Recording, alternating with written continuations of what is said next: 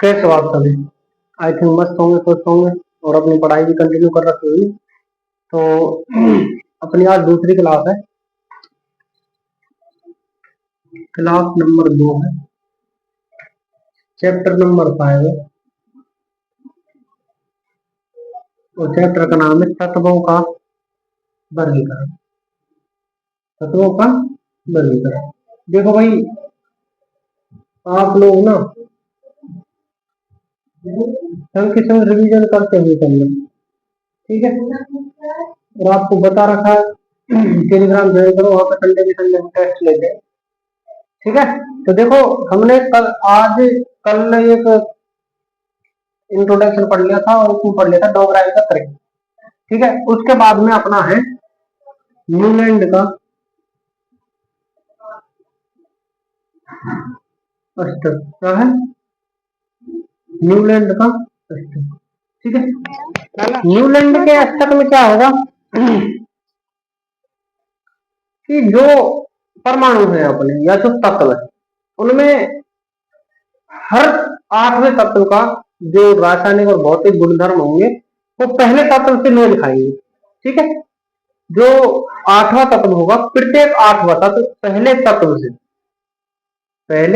तत्व से मेल खाएगा, उसके गुण मेल खाएंगे। देखो कैसे, जैसे आपने संगीत में आलाप सुना होगा, सॉरी उसके वर्ड सुने होंगे, जैसे कि सा रे गा मा पा धा नी सा। ये जो एक संगीत का अष्टक है, क्या है? संगीत का अष्टक है। इसमें देखो हर आठवां तत्व पहले तत्व से मेल खा रहा है। जैसे कि 1 2 3 4 5 6 7 8, ये 8वां तत्व पहले तत्व से मेल खा रहा है। वैसे ही सेम न्यूलैंड ने जो आवर्त सारणी बनाई, उसमें का भी नियम यही था कि जो 8वां तत्व होगा वो पहले से मेल खाएगा। देखो उसने क्या नियम बताया था और क्या कहा था। न्यूलैंड ने तत्वों को बढ़ते हुए परमाणु भार में व्यवस्थित किया था। न्यूलैंड का जो अष्टक है उसमें क्या है, न्यूलैंड ने तत्वों को परमाणु भार के बढ़ते क्रम में व्यवस्थित किया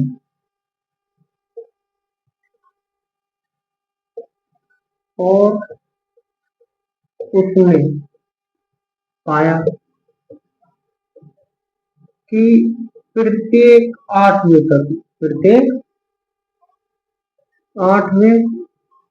तत्व के गुण पहले तत्व से मेल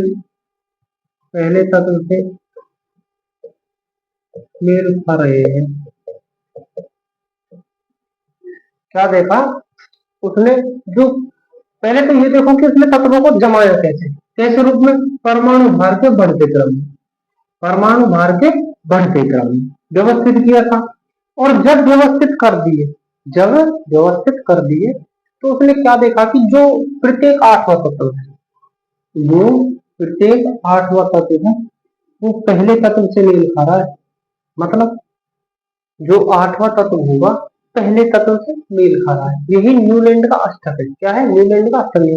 और जब इसको देखा कि 8वां तत्व पहले तत्व से खा रहा है, तो इसे संगीत के अष्टक से मिलाया गया।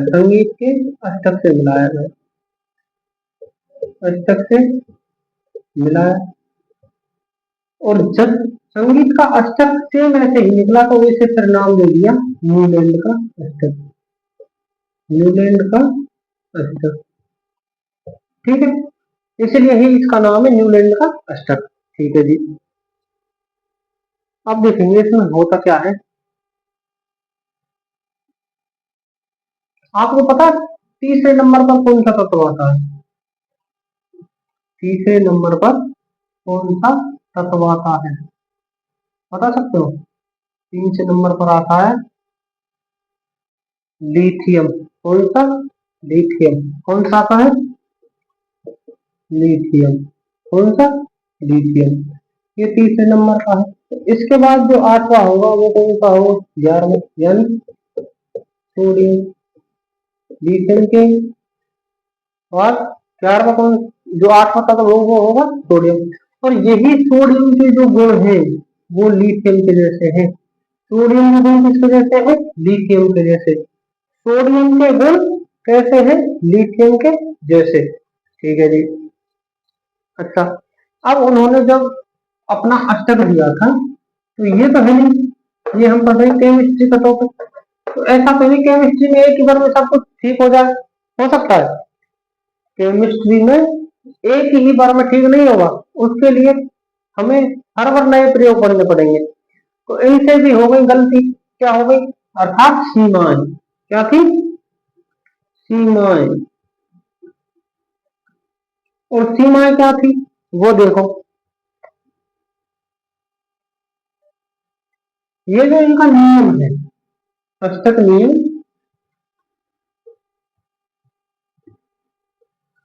केवल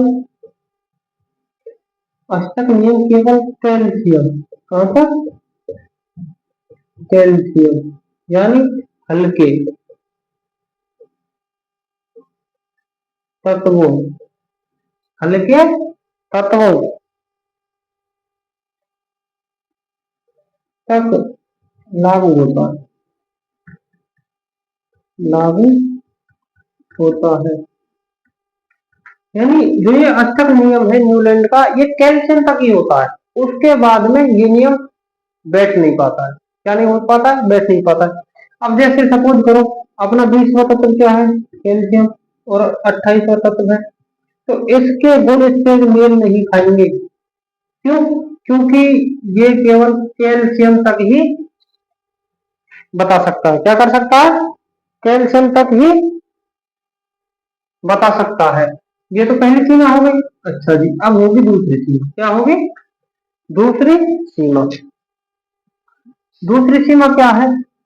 ये पहली हो गई, दूसरी ये है कि सभी नए तत्व, सभी नए तत्व इस नियम से मेल नहीं खाते, इस नियम से मेल नहीं खाते। मतलब ये क्या है कि ये तो है नहीं कि प्रकृति में एक बार में ही इतने तत्व हो, ऐसा हो सकता है? हो सकता है क्या कि एकदम ही हमने 18 118 तत्वों की खोज कर ली? नहीं, हमने धीरे धीरे एक एक सीढ़ी चढ़ के पार की है। तो जो भी इस नियम के बाद में तत्वों की खोज हुई वो इस नियम के अनुसार नहीं बैठ पा रहे। ठीक है। अच्छा जी, उसके बाद है अपना तीसरा, तीसरा है जो असमान गुणधर्म वाले तत्व थे ना, असमान गुणधर्म वाले तत्व, असमान गुणधर्म वाले तत्व एक जगह रख दिए या एक स्थान पर रख दिए।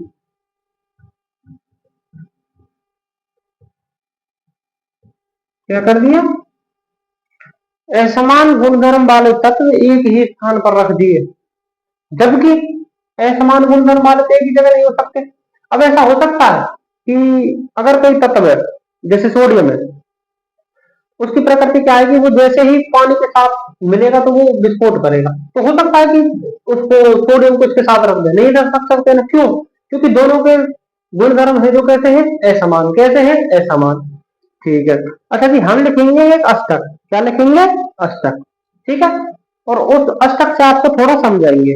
जैसे देखो, hydrogen lithium, hydrogen lithium beryllium boron, carbon nitrogen oxygen, hydrogen lithium beryllium boron carbon nitrogen oxygen, fluorine और सोडियम। ठीक है, और उसके बाद भी तत्व है यहाँ तो हम आपको समझाने के लिए लिख रहे हैं बस इनको। ठीक है, अच्छा जी देखो, अब ये जो तत्व है हाइड्रोजन, क्या है, हाइड्रोजन, इसके मेल खाएंगे ऑक्सीजन से, इससे ऑक्सीजन से। अच्छा, जो लिथियम है, क्या है, लिथियम, इसके खाएंगे इससे, सॉरी, 1 2 3 4 5 6 7 8, इससे ऑक्सीजन से नहीं, हाइड्रोजन के खाएंगे फ्लोरीन से, किससे, फ्लोरीन से, और लिथियम के खाएंगे इससे। अर्थात कहने का मतलब यह है कि जो आठवां तत्व होगा, इससे आठवां तत्व होगा, इससे, इसका, इससे, तो सेम यही है कि इसके जो गुणधर्म है वो सेम कैसे हुए, सोडियम जैसे, और हाइड्रोजन के फ्लोरीन जैसे। ठीक है, अच्छा जी, इसमें क्या है, ये जो अपना है असमान गुणधर्म वाले तत्व एक स्थान पर रख दिए, असमान गुणधर्म वाले तत्व एक ही स्थान पर रख दिए। इसका उदाहरण है कोबाल्ट और निकेल, ये दोनों तत्व एक ही स्थान पर रख दिए, क्या कर दिए, एक ही स्थान पर, कहां पर, जो फ्लोरीन के नीचे होगा वो यही होंगे, क्या होंगे, यही, जबकि अलग अलग स्थान होना चाहिए दोनों। लेकिन न्यूलैंड जी ने क्या करा, इन भाई साहब ने इन दोनों तत्वों को एक जगह रख दिया। ठीक है, ये हमारी क्लास आज यही पे एंड हो रही है, तो मिलेंगे कल नई वीडियो में। तब तक आप पढ़ते रहिए, मुस्कुराते रहिए और अपना ख्याल रखिए। अगर आपको वीडियो अच्छी लग रही है तो शेयर करो, सब्सक्राइब करो, लाइक करो, और अपने भाई बहनों को भी जोड़ो हमारे साथ। ठीक है, थैंक यू, धन्यवाद।